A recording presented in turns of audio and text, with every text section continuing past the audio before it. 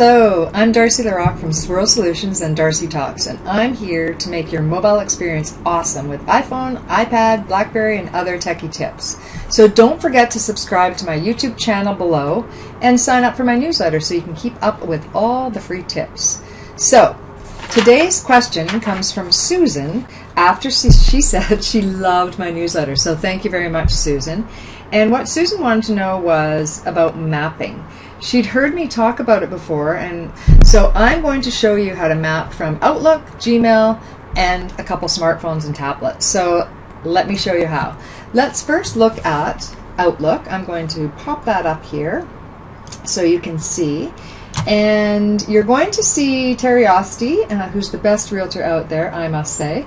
And he's allowed me to use his contact information throughout. So thank you very much, Terry. And if you're interested, his link is below as well. So I'm going to pop that information, Terry's information, up. Any minute now. There we are.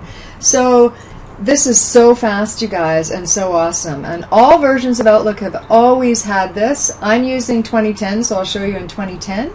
And all you do is where the address is complete, and it is important to have the address information in the right fields because it syncs with your devices. So let me just show you that. If I click on business here, and it shows the street is on the street, the city is in the city, of course the postal code and the province are in the right fields. If you copy and paste and just throw the information inside this box here, that isn't going to be good necessarily. It's getting better about being able to map it and figure out what you're saying, but it's always best to have the fields complete. Okay, so all we do is we click on this.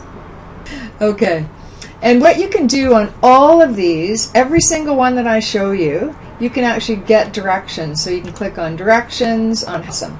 So let me show you how you would do this also on Gmail. And okay, so here's Terry's information within Gmail.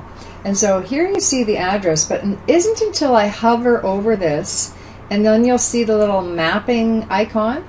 And then if you click on it, it'll bring up Google Maps. Okay? So again, same thing. I actually like Google Maps better. The other one that it showed was Bing. Google Maps, as you'll see in a minute here, does some kind of cool things. And let me show you once it's brought it up. Okay. So same thing, it shows where it is and it shows all the information around that location. But what you can do, if you tap on the address up here, you can actually say search nearby, you can say coffee shops or whatever. Let's just try that. We can say coffee shops nearby. Let's say you want to grab a coffee. And it shows all the coffee shops nearby, which is pretty cool. So let's say we're going to go to Wicked Cafe, click on that, and it shows, and if we click on directions, now this is where it kind of gets interesting. So you may never noticed this before, but it actually has the options whether you want to take the car, the bus, or walk. So let's say you want to take the bus there. Although it's really close to that location, so I don't think you would. But so it probably won't show us anything. It's like a half a block from that Remax office. But let's do something else. I'm going to put another address here. Let's say 1006 West Georgia.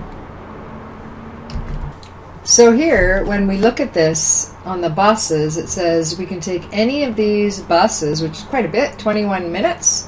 To get to Wicked Cafe. If I clicked on the little person walking, it'll show us how many minutes it would take, relatively speaking, to walk from that location to Wicked, and of course the driving option. And it even has a cycle paths, which is great in Vancouver. You may or may not like them, but we have them.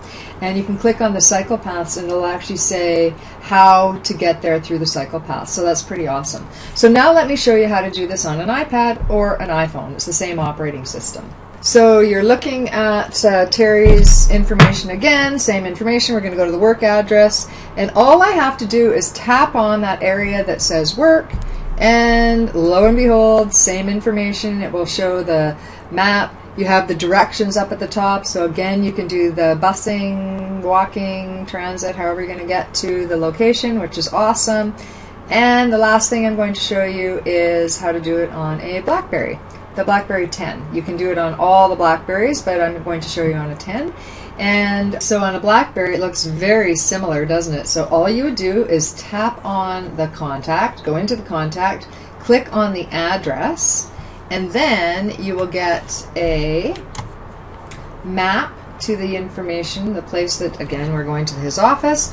And if you didn't know this, which is pretty cool, and you can do this on all the latest devices, somewhere on your smartphone or tablet, it will have a little icon that says start, and the person will tell you verbally how to get to that location. Now, safety first, so please always start the person before you are driving, and don't touch it while you're driving unless you pull over.